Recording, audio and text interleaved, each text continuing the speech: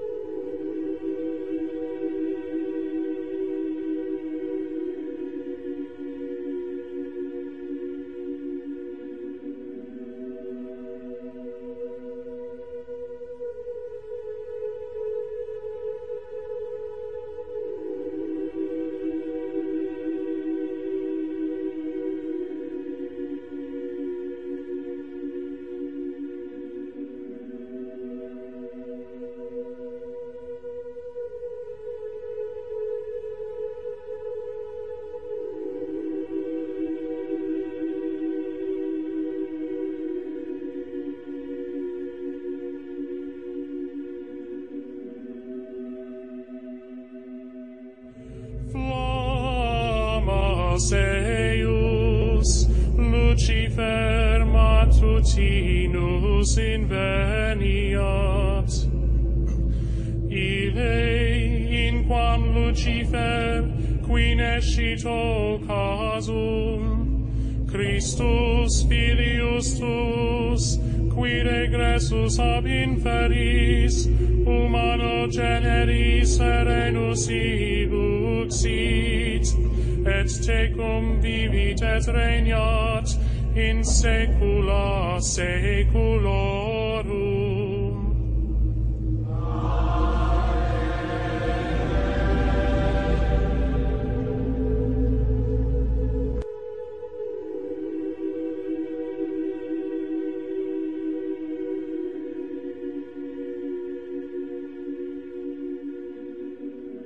How art thou fallen from heaven, O Lucifer, son of the morning? How art thou cut down to the ground, which didst weaken the nations? For thou hast said in thine heart, I will ascend into heaven, I will exalt my throne above the stars of God, I will sit also upon the mount of the congregation in the sides of the north, I will ascend above the heights of the clouds, I will be like the Most High.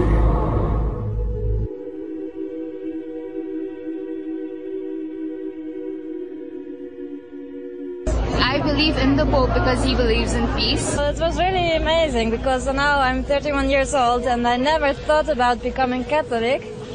And I'm not sure if it's going to happen, of course, but already the thought of it. This is a Pope that struck such a huge chord among so many people in such a short time. But many do now expect him to get down to business and start reform.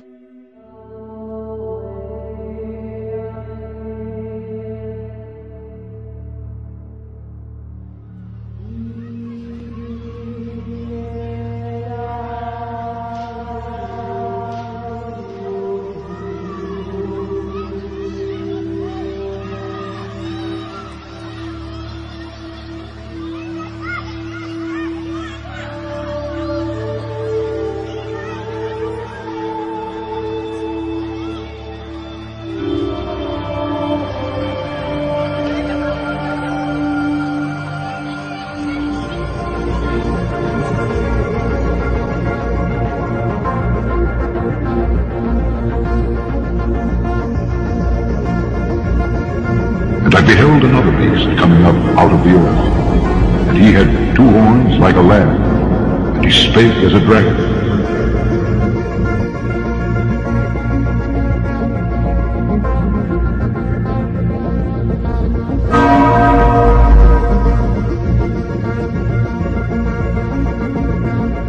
Father Jack Ashcroft, do you not agree that this is the Pope? No, I do not. He is what we call an anti-pope.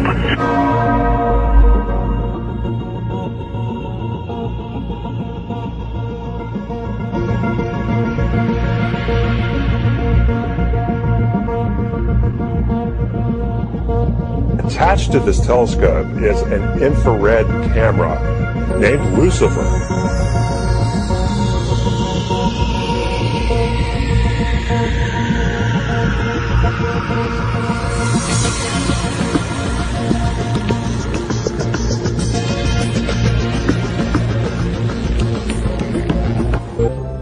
Recently, the chief exorcist at the Vatican reported that the devil was in the Vatican.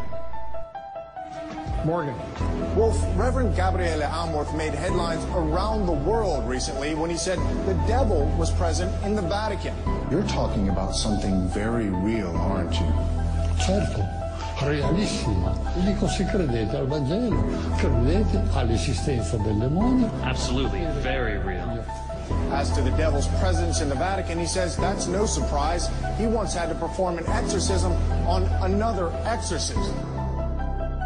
The first thing we need to do if we're going to find out if the devil is at the Vatican is take a tour underneath the Vatican. As we arrive underneath the Vatican, we see that it's laid out in a number of rooms marked by letters, as we can see in this aerial view map. Now we will be exploring some of the rooms in this map. Let's start off by looking in room C here. As we look into the room, we see that this is a mausoleum of Lucius Tullius Zethus. The Vatican goes on and explains that this room was used for offerings to the dead. We read, view of the north wall and mosaic floor. In the corners of the mosaic floor there are 8 marble squares with circular holes through which offerings to the dead were poured during the funeral rites carried out in the burial chamber. So here we have a room where offerings are done to the dead. That's pretty common in Catholicism. Now if we look in the next room, room E, so here in this room they have a vase which has the image of a Medusa. So here underneath the Vatican we have a Medusa. Again, we ask ourselves the question, this is a vase, but yet it's kept underneath the Vatican. This could have easily been removed. If the Vatican was a holy church, you would think that they would have done this. You think underneath the Vatican they would have things that are sacred to Christ and not foreign gods, not idols and images of foreign gods. Now as we move down further to room H, here we see that this is a mausoleum that is one of the largest and most luxurious mausoleums underneath the Vatican of St. Peter's Basilica. It says that it was built at the beginning of the second half of the 2nd century during the reign of Emperor Marcus Aurelius and belonging to a freedman of the important Valeri family. And as we're in this mausoleum, we see that there's lots of idols from the old Roman Empire.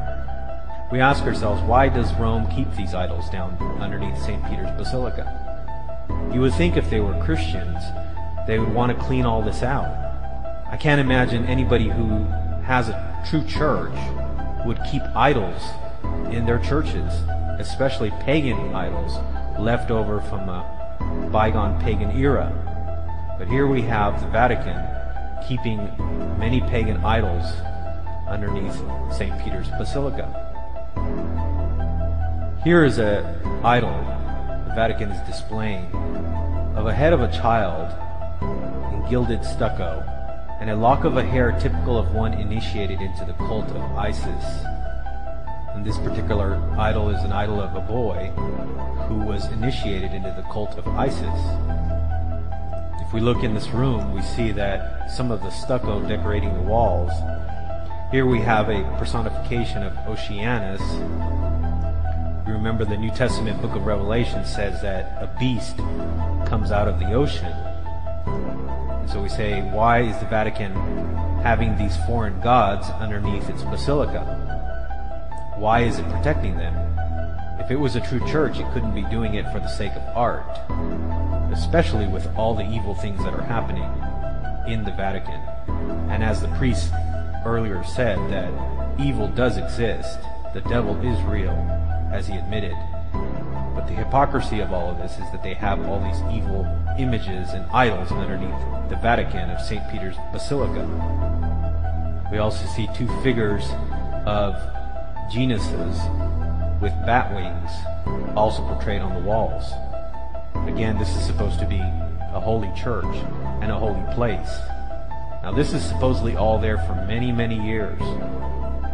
As we move into the next room, room I, the details of the mosaic floor with Mercury and Pluto's chariot, they go on and explain that this theme is an explicit reference to the overcoming of death and the return of the afterlife. They describe it as a splendid mosaic floor of Mercury is depicted carrying a caduceus with wings at his ankles, walking in front, and a chariot carrying Pluto and his wife Persephone. So here we have all these Roman gods underneath the Vatican, images of foreign gods. Well, as we move to the next room, we find out why they keep all these idols down there in these images. As we move to room U, here we find the shock of all shocks. Here on the wall, it says there is a depiction of Lucifer, that is, the light bearer, the morning star. On the opposite of the wall, there is a drawing of Vesper, the evening star, cosmic symbol of the human life cycle. We find out that when we get to room U, here we have a clear depiction of Lucifer underneath the Vatican at St. Peter's Basilica. We ask ourselves, why are they keeping this image of Lucifer underneath the Vatican? Again, you would think if you're a Christian church, you would not want to have any of these images. Now we know that they'll go on and say, oh, well, we're saving it because it's a UNESCO heritage site or something like that. This is always their excuse, saving it for the sake of art. But for the true Christian, this is not an excuse, because we know if you're giving glory and propaganda to false deities and false pagan gods, what are you doing? You're in essence supporting the evil spiritual realm. This cannot be from God. And since Rome claims itself to be the one true church, you would think they would lead by example. But what kind of example is this? That you have a depiction of Lucifer underneath the Vatican for countless hundreds and hundreds of years? Now this image here underneath the Vatican has been there since their claim, which would be Constantine. We would know that he was the first one that built this basilica.